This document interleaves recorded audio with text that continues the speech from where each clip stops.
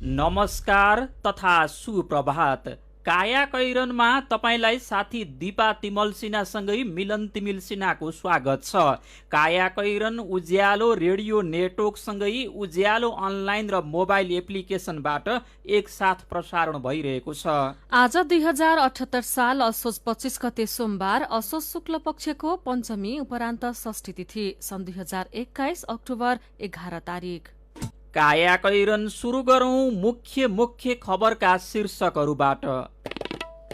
रूपन्देहीको प्रस्तावित औद्योगिक क्षेत्रको जग्गा विवादमा सुरक्षाकर्मीले गोली चलाउँदा 4 जनाको ज्यान गयो। मोतीपुर क्षेत्रमा अर्को सूचना जारी नहुँदासम्म कर्फ्यू। मुख्य सडकका दुर्दशाले दशैंमा घर फर्कनेलाई शास्ति, किनमेल र यात्रा गर्दा कोरोनालाई बेवास्ता नगर्न विशेषज्ञको सुझाव। जसले खोप लगाएका छैनन् उहाँहरूले थप जोखिम चाहिँ हुन सक्दछ। लगाएका मान्छेले पनि आफ्नो स्वास्थ्यको लागि मात्र मलाई केही हुँदैन भनेर चाहिँ नगरौँ। विकास निर्माण र अनुगमनको काम अब रातमा पनि गर्ने तयारी। विकास खर्च बढाउने र तोकिएकै समयमा योजना सम्पन्न गर्ने लक्ष्य। अफगानिस्तानमा तत्काल सहायता नपुगे 10 लाख बालबालिकाको ज्यान जाने जोखिम। बालबालिकाको स्वास्थ्यमा ध्यान दिन तालिबानलाई युनिसेफको आग्रह। र साफ च्याम्पियनसिप फुटबलमा नेपाल भारतसँग पराजित, फाइनलमा पुग्ने सम्भावना भने कायमै। दिल्लीलाई हराउँदै चेन्नई आइपिएल क्रिकेटको फाइनलमा। काया कैरनमा अब खबरको सिलसिला। रूपन्देहीको प्रस्तावित मोतीपुर औद्योगिक क्षेत्रको जग्गा विवादमा सुरक्षाकर्मीले गोली चलाउँदा हिजो 4 जनाको ज्यान गएको छ। झडपमा 46 जना घाइते भएका छन्। मृतक मध्ये बाणगंगा नगरपालिका 10 का 48 वर्षीय रमेश परियार बाहेकको शनाखत हुन सकेको छैन। रूपन्देहीका प्रहरी प्रमुख मनोज केसीले औद्योगिक क्षेत्रमा जग्गा कब्जा गर्नका लागि बाहिरबाट आउने समूहलाई सुरक्षाकर्मीले रोक्ने क्रममा झडप भएको बताउनुभयो। रूपन्देहीका सहायक प्रमुख जिल्ला अधिकारी कमल पाण्डेका अनुसार घाइते मध्ये 16 सर्वसाधारण र 30 सुरक्षाकर्मी छन्। प्रमुख जिल्ला अधिकारी ऋषिराम तिवारीले थप अतिक्रमण गर्न नदिने प्रयास गर्दा सुरक्षाकर्मीमाथि नै आक्रमण भएपछि बाध्य भएर गोली चलाउनु परेको बताउनुभयो। जिल्ला प्रशासनले स्थिति नियन्त्रणमा लिन अर्को सूचना जारी नहुँदासम्म हिजो दिउँसो 4 बजे देखि मोतीपुर क्षेत्रमा कर्फ्यू आदेश जारी गरेको छ। पछिल्लो समय बाहिरबाट आई कब्जा गरेर बस्नेको संख्या बढ्दै गएपछि स्थानीय जनप्रतिनिधि, समाजसेवीको समेत सल्लाहमा सुरक्षा निकाय बल प्रयोग गरेर उनीहरूलाई भगाउने रणनीतिमा लागेपछि हिजो झडप भएको हो। लोकतन्त्र, संविधानवाद र जननिर्वाचित संसदको अवमूल्यन गर्दै उद्योग वाणिज्य तथा आपूर्ति मन्त्रीमा नियुक्त गजेन्द्र हमाल 40 घण्टा नबित्दै राजीनामा दिन बाध्य हुनु भएको छ। न्यायालयको गरिमा बचाउन अधिवक्ताहरूले प्रधान न्यायाधीशको इजलास नै बहिष्कार गर्ने र सर्वोच्चका न्यायाधीशले आवश्यक पहल गर्ने तयारी गरेपछि उद्योग मन्त्रीलाई 40 घण्टामै राजीनामा गर्न लगाइएको खबर आजको कान्तिपुर दैनिकले छापेको छ। यसैबीच लुम्बिनी सरकारले पूर्णता पाएको छ। सरकार गठन भएको 2 महिनापछि मुख्यमन्त्री कुलप्रसाद केसीले सरकारलाई पूर्णता दिनुभएको हो। हिजो 6 मन्त्री र 4 राज्य मन्त्रीले शपथ लिएका छन्। यो सँगै अब लुम्बिनीमा मन्त्रीमण्डल जम्बो बनेको छ। लुम्बिनीमा कुल मन्त्री र राज्य मन्त्रीको संख्या 17 पुगेको छ। यस्तै बागमती र प्रदेश 1 सरकारले दशैंसम्म आयु लम्ब्याएका छन्। विश्वासको मत लिनुपर्ने संवैधानिक बाध्यतामा रहे पनि प्रदेशसभा बैठक दशैंपछि धकेलिएको छ। बागमतीमा विपक्षीहरू समेतको सहमतिमा प्रदेशसभा बैठक सारिएको छ भने प्रदेश 1 मा विपक्षीको विरोधकै बीच बैठक स्थगित गरिएको छ। नेपाली कांग्रेसको जिल्ला तथा पालिका अधिवेशनमा सभापति शेरबहादुर देउबा र वरिष्ठ नेता रामचन्द्र पौडेल समूह हाराहारी अवस्थामा देखिएका छन्। महाधिवेशन प्रतिनिधिमा भने देउबा समूहले अग्रता लिएको छ।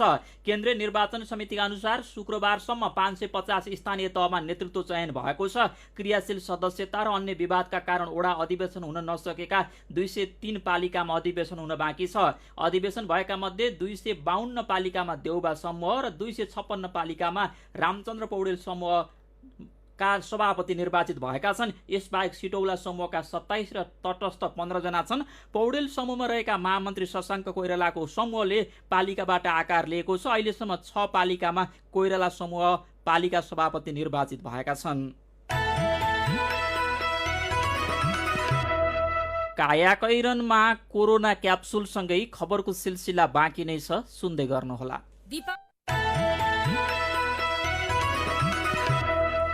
उज्यालो रेडियो नेटवर्कसँगै उज्यालो अनलाइन र मोबाइल एप्लिकेसनमा प्रसारण भइरहेको काया कैरनमा तपाईँलाई फेरि स्वागत छ। यतिन्जेल हामीले रूपन्देहीको प्रस्तावित औद्योगिक क्षेत्रको जग्गा विवादमा सुरक्षाकर्मीले गोली चलाउँदा हिजो 4 जनाको ज्यान गयो। प्रधान न्यायाधीशलाई जोगाउन मन्त्री हमालको राजीनामा, लुम्बिनीमा 17 सदस्यीय जम्मू मन्त्रीमण्डल विस्तार, बागमती र प्रदेश सरकारको आयु लम्बियो लगायतका खबर प्रस्तुत गर्यौं। अब बाँकी खबर। देशका मुख्य राजमार्गमा पहिरोले भत्काउँदा र ठूल्ठूला खाल्डाखुल्डी हुँदा गाडी चलाउन समस्या भएको छ, जसका कारण दशैंका बेला गाउँघर फर्केका यात्रुलाई शास्ति भएको छ। पृथ्वी राजमार्ग, नारायणगढ बुटवल सड़क खण्ड, अरण्यको राजमार्ग, पासङ लामू राजमार्ग, पूर्व पश्चिम राजमार्गका ठाउँ ठाउँमा खाल्डाखुल्डी परेकाले गाडीमा यात्रा गर्नेले शास्ति खेप्नु परेको छ। बर्खामा गएको पहिरोले सड़क कटान गर्दा तथा माटो ढुङ्गा थुप्रिँदा सड़क एकतर्फी सञ्चालन हुने गरेका छन्, जसका कारण लामो दूरीमा सड़कमा यात्रु गर्ने यात्रु घण्टौं जाममा बस्नुपर्ने बाध्यता रहेको छ। काया कैरनमा अब कोरोना क्याप्सुल, साथमा हुनुहुन्छ गोपाल गुरागाई।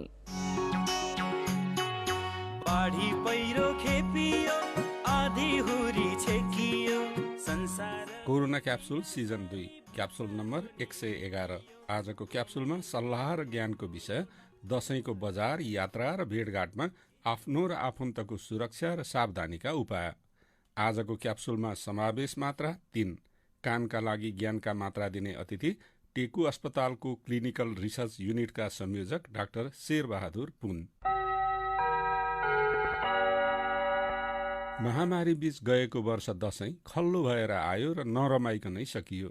यो पालिको फूलपाती जमरा राखेको 6औं दिनमै परेको छ। भोलि फूलपाती भएकाले बजारमा अहिले किनमेल गर्नेको भिड छ।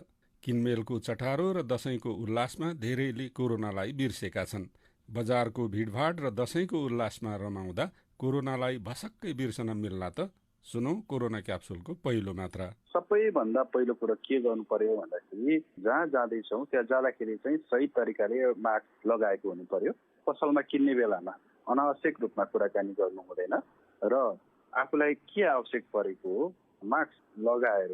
मैले के देख्छु भन्दाखेरि त्यस्तो ठाउँमा बोल्दाखेरि चाहिँ मास्क तल तान्ने चलन छ। त्यो मास्कलाई सही तरिकाले लगाएर तपाईँ हामीले आफ्नो आवश्यकताको जुन सरसामान छ त्यो मागेर तुरुन्त घर फर्किनुपर्छ र घर आइसकेपछि चाहिँ साबुन पानी राम्रोसँग हात धुनुभयो भने चाहिँ पक्कै पनि कोरोना तपाईँलाई लाग्ने सम्भावना चाहिँ हुँदैन। दशैं मनाउन करिब 7 लाख मानिस गाडी चढेर काठमाडौँ उपत्यकाबाट बाहिरिसके। आज, भोलि र पर्सि घर गाउँ जानेको भिड निकै बढ्ने पनि निश्चित छ। सबैले गाडीमा सिट पाउँछन् भन्ने छैन। नजाउँ दशैं छुट्ला भन्ने पिर, जाउँ भिडभाडको त्रास। गाडीका चालक र यात्रु दुवै समस्यामा भएको यस्तो बेला सहचालक र यात्रुले एक अर्कालाई कसरी सहयोग गर्ने त? थाहा पाउन सुनौ क्याप्सुलको दोस्रो मात्रा। बसमा यात्रा गर्दाखेरि चालक भन्दा पनि सहचालकले चाहिँ सकेसम्म धेरै कोचाकोच गरेर चाहिँ यात्रुहरू राख्नु भएन। आफूले स्वयं पैसाहरू थोक लगाएर गन्ने गर्नु भएन। पैसाहरूको सबै कारोबार सकिसकेपछि साबुन पानी राम्रोसँग हात धुनु पर्यो। अर्को कुरो चाहिँ यात्रुहरू चाहिँ अब पहिला त बस कुर्नु पर्यो। कुर्दाखेरि पनि एकदम भिड हुन सक्छ। त्यहाँनिर पनि तपाईँ हामीले चाहिँ अलिकति ठाउँ राखेर सबैलाई पालै पालो नआतिकन चढ्नु पर्यो र भित्र गइसकेपछि पनि मास्क खोल्नु भएन अथवा सही तरिकाले लगाइराख्नु पर्यो। घर पुगिसकेपछि एकपटक राम्रोसँग साबुन पानीले हात धोएर आफूले लगाएको मास्कलाई एउटा निश्चित ठाउँमा शनाखत गर्न सक्यो भने यात्राको अवधिभरि जुन सर्न सक्ने जुन सम्भावना छ त्यसबाट चाहिँ हामी बस्न सक्छौँ। किनमेल र यात्रामा जोगिएर गाउँघर पुगेपछि धेरैलाई लाग्छ अब कोरोनाबाट बचियो। त्यसपछि नाक र मुखबाट मास्क निस्किन्छ र फुक्का फाल गफगाफ सुरु हुन्छ। के गाउँघरमा पुग्ने बित्तिकै यसो गर्नु सुरक्षित छ त? कानका लागि ज्ञानको तेस्रो तथा अन्तिम मात्रा यसै विषयमा। सबैसँग चाहिँ अब बिना मास्क गफ गर्ने सकेसम्म नगरौँ भन्न चाहिँ म चाहन्छु। अर्को कुरो चाहिँ काठमाडौँमा धेरैले भ्याक्सिन त लगाएका होला, तर गाउँघरतिर अहिले पनि कतिपयले भ्याक्सिन नलगाएको अवस्था हुनसक्छ। ती ठाउँमा कोरोना भाइरस नफैलिएको अवस्था रहेछ, धेरै मान्छे सङ्क्रमित हुन बाँकी रहेछ भने ती सङ्क्रमित हुन बाँकी रहेकाहरू नै अधिकांश सबैजना चाहिँ पहिलोपटक सङ्क्रमित भएका छन् र ती मध्येमा पनि जसले खोप लगाएका छैनन् उहाँहरूलाई थप जोखिम चाहिँ हुन सक्दछ। यसरी चाहिँ हामीले बुझ्नु पर्दछ र लगाएका मान्छेले पनि आफ्नो स्वास्थ्यको लागि मात्र मलाई केही हुँदैन भनेर चाहिँ नगरौँ। संक्रमण भ्याक्सिन लगाएकालाई पनि हुन्छ, जसलाई हामीले ब्रेक थ्रु केस भन्ने गर्दछौँ। त्यो व्यक्तिको भाइरल लोड पनि बढी हुँदो रहेछ भन्ने अनुसन्धानहरू देखाएको हुनाले ऊ मार्फत चाहिँ अरूलाई सर्न सक्ने सम्भावना रहँदैन भन्न चाहिँ सकिन्छ। मास्क सही तरिकाले लगाऊ, साबुन पानीले राम्रोसँग हात धुन सक्यो भने कोरोना मात्र होइन, अहिले विभिन्न झाडा पखालाहरू पनि फैलिन सक्छ। त्यस्तो अवस्थाबाट पनि हामी मुक्त हुन सक्दछौँ। दशैंको बेला बजारको भिडभाड, यात्रा, भेटघाट र भलाकुसारी गर्दा अपनाउनु पर्ने सावधानीका मात्राहरूका लागि सरुवा रोग विशेषज्ञ तथा टेकु अस्पतालको क्लिनिकल रिसर्च युनिटका संयोजक डाक्टर शेरबहादुर पुङलाई धन्यवाद र कानका लागि तयार पारिएका आजको कोरोना क्याप्सुलका मात्रा सुन्नुभएकोमा तपाईलाई पनि धन्यवाद। लौ त कोरोनाको अर्को क्याप्सुलमा फेरि भेटौँला। कायाकैरनमा खबरको सिलसिलासँगै कार्टुन पनि बाँकी नै छ, सुन्दै गर्नुहोला। सीधा कुरा प्रष्ट विचार काठमाडौँमा 90 मेगाहर्ज उज्यालो रेडियो नेटवर्क मार्फत देशभरिका विभिन्न एफएम स्टेशन तथा उज्यालो अनलाइन र मोबाइल एप्लिकेशनमा प्रसारण भइरहेको काया कैरनमा तपाईलाई फेरि स्वागत छ। अब बाँकी खबर। पुँजीगत खर्च बढाउन तथा विकास निर्माणका काममा गति दिन भन्दै सरकारले दिउँसो र राति गरी 2 सत्र अर्थात 2 शिफ्टमा नै काम लगाउने तयारी गरेको छ। निर्माण कम्पनीलाई काममा खटाउने मात्र नभई अनुगमन तथा मूल्याङ्कन गर्ने सरकारी निकाय पनि रातको समयमा खटिनेछन्।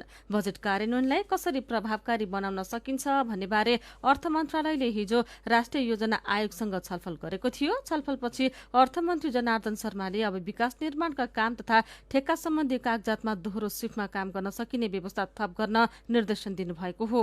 दिनमा 1 शिफ्ट मात्र काम गरेर पुँजीगत खर्च बढाउन सकिँदैन। पुँजीगत खर्च भएन भने आर्थिक वृद्धिको लक्ष्य हासिल गर्न कठिन हुन्छ।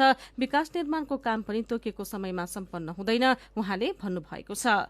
यसैबीच सरकारले बजेट कार्यान्वयन सम्बन्धी अघिल्लो मार्गदर्शन संशोधन गरेको छ, जस अनुसार सबै विषयगत मन्त्रालय, प्रदेश र स्थानीय तहलाई संशोधित मार्गदर्शन पठाइएको छ। नयाँ मार्गदर्शनले बजेट कार्यान्वयन प्रक्रियाका लागि यसअघि निर्धारित समयसीमा परिवर्तन गरेको छ। संसदबाट बजेट स्वीकृतिमा भएको ढिलाइको असर कार्यान्वयन चक्रमा पनि देखिएको हो। नेपालमा विकास खर्च बढ्न नसक्नुमा बजेट कार्यान्वयन कार्यविधि तथा निर्देशिका निर्माणमा ढिलाइ र प्रशासनिक तथा ठेक्कापट्टाका काम समयमा नसकिनुलाई प्रमुख कारणका रूपमा लिइन्छ। कान्तिपुर दैनिकमा खबर छ। अब विदेशको खबर। अफगानिस्तानमा तत्काल सहायता नपुगे त्यहाँका 10 लाख बालबालिकाको ज्यान जाने खतरा रहेको युनिसेफले जनाएको छ। यही हप्ता अफगानिस्तानको भ्रमण गरेका युनिसेफका उपकार्यकारी निर्देशक उमर आब्दीले तत्काल सहायता नपुगे कम्तीमा पनि 10 लाख अफगानी बालबालिकाको कुपोषणका कारण ज्यान जाने जोखिम रहेको बताउनु भएको हो। उहाँले अफगानिस्तानमा बालबालिकाको कुपोषणको समस्या बढ्दै गएकाले अवस्था जटिल बन्दै गएको बताउनु भएको छ। उहाँले आफ्नो भ्रमणका क्रममा काबुलमा रहेको एक बाल अस्पतालमा गम्भीर कुपोषण भएर भर्ना भएका बालबालिकासँग भेट गर्नुभएको थियो। यस्तै युनिसेफले तालिबानलाई बालबालिकाको स्वास्थ्यमा ध्यान दिन र खोप तथा पोषणयुक्त खानेकुरा र स्वच्छ पानी उपलब्ध गराउन आग्रह गरेको छ। अब खेल खबर। साफ च्याम्पियनशिप फुटबलमा नेपाल भारतसँग पराजित भएको छ। गैराती भएको खेलमा नेपाल भारतसँग 1-0 गोल अन्तरले पराजित भएको हो। मालदिप्सको मालेमा रहेको राष्ट्रिय रंगशालामा भारतका लागि कप्तान सुनिल छेत्रीले खेलको 82औं मिनेटमा गरेको 1 गोल नै निर्णायक बन्यो। जितसँगै 3 खेलमा 5 अङ्क जोडेको भारत तेस्रो स्थानमा पुगेको छ। प्रतियोगितामा नेपालको यो पहिलो हार हो। नेपाल 3 खेलमा 6 अङ्क जोडेर दोस्रो स्थानमा छ। 6 अङ्क जोडेको मालदिप्स शीर्ष स्थानमा उक्लिएको छ। भारतसँगको हारसँगै अब नेपाललाई फाइनल पुग्न अन्तिम खेल कुर्नु पर्ने भएको छ। अब बंगलादेशसँगको खेल नेपालका लागि गर या मरको अवस्थामा हुनेछ। नेपालले बंगलादेशसँग बराबरी गरे वा जित निकालेमा फाइनलमा पुग्नेछ। नेपाल र बंगलादेशको खेल पर्सि दिउँसो 4:45 बजे हुनेछ। खेलकै अर्को प्रसंगमा Chennai super kings Indian premier league IPL क्रिकेटको फाइनलमा पुगेको छ। दुबईमा गैराती भएको पहिलो क्वालिफायरमा दिल्ली क्यापिटल्सलाई 4 विकेटले हराउँदै चेन्नई फाइनलमा पुगेको हो। दिल्लीले दिएको 173 रनको लक्ष्य चेन्नईले 19 ओभर 4 बलमा 6 विकेट गुमाएर भेटायो। दिल्लीले अब फाइनल प्रवेशका लागि एलिमिनेटरको विजेतासँग दोस्रो क्वालिफायर खेल्नेछ। एलिमिनेटरमा आज बेलुका 8:15 बजे कोलकाता नाइट राइडर्स र रोयल च्यालेन्जर्स बेंगलोर खेल्दैछन्। काया कैरनमा अब केही खबर संक्षेपमा। बडा दशैं अन्तर्गत आज नवदुर्गाको 5औं रूप अन्तर्गत शक्ति स्वरूपा देवी स्कन्द माता र 6औं रूप अन्तर्गत कात्यायनी भगवतीको पूजा आराधना गरिँदैछ। आयातित स्पन्ज, आइरन र बिलेटको अन्तशुल्क तथा भन्सार दरमा भएको हेरफेरका कारण सिर्जित विवादको समाधानका लागि भन्दै सरकारले कार्यदल गठन गरेको छ। अर्थ मन्त्रालयले हिजो राजस्व सचिव कृष्णहरि पुष्करको समय जगत्तमा कार्यदल गठन गरेको हो। इलामको दक्षिण पूर्वी रोङ गाउँपालिका 6 सलकपुरका खड्कबहादुर विक 72 वर्षको हुनुभयो। यो उमेरमा उहाँ स्कुल भर्ना हुनुभएको छ। महिना दिन अघि स्थानीय मोती माविमा कक्षा 2 मा भर्ना हुनुभएको हो। पनाती उमेरका बालबालिकासँग बसेर लेखपढ गर्नुहुन्छ। शिक्षकले दिएको गृह कार्य नियमित गर्नुहुन्छ। हेडमास्टरले 5 कक्षामा भर्ना भए हुन्छ भन्नुभएको थियो। उहाँले भन्नुभयो, तर मैले नै मानिन, सानै क्लासबाट सुरु गरौँ भन्ने लाग्यो। वृद्ध भएपछि परिवारमा एक्लै परेका खड्कबहादुर विकलाई पढ्ने रहरले शान्ति त दिएकै छ, हिँड्नु परेकाले स्वास्थ्य लाभ पनि भएको छ। वर्ष 72, कक्षा 2, किताब पढ्दै उकालो लाग्दै गर्नुभएका खड्कबहादुर विकको फोटोसहित आजको कान्तिपुर दैनिकले खबर छापेको छ। मेक्सिकोको बाटो हुँदै अमेरिका छिर्ने क्रममा रहेका नेपाली सहित 126 जना आप्रवासीलाई ग्वाटेमालाको प्रहरीले उद्धार गरेको छ। गैर कानूनी रूपमा अमेरिका पस्न खोज्ने नेपाल, हाइटी र घानाका आप्रवासीलाई ग्वाटेमाला प्रहरीले बन्द कन्टेनरबाट उद्धार गरेको हो।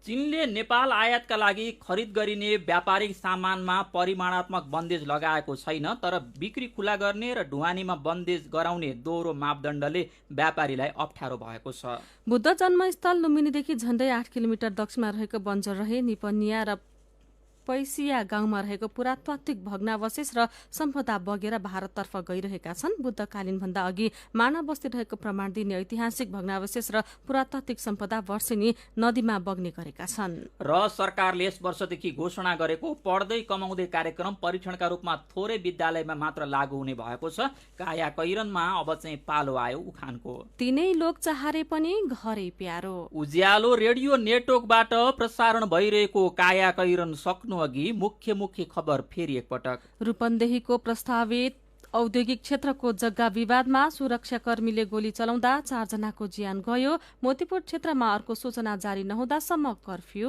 मुख्य सडकका दुर्दशाले दशैंमा घर फर्कनेलाई शास्ति, किनमेल र यात्रा गर्दा कोरोनालाई बेवास्ता नगर्न विशेषज्ञको सुझाव। विकास निर्माण र अनुगमनको काम अब रातमा पनि गर्ने तयारी। विकास खर्च बढाउने र तोकेकै समयमा योजना सम्पन्न गर्ने लक्ष्य। अफगानिस्तानमा तत्काल सहायता नपुगे 10 लाख बालबालिकाको ज्यान जाने जोखिम। बालबालिकाको स्वास्थ्यमा ध्यान दिन तालिबानलाई युनिसेफको आग्रह। र साफ च्याम्पियनसिप फुटबलमा नेपाल भारतसँग पराजित। फाइनलमा पुग्ने सम्भावना भने कायमै। दिल्लीलाई हराउँदै चेन्नई आइपिएल क्रिकेटको फाइनलमा।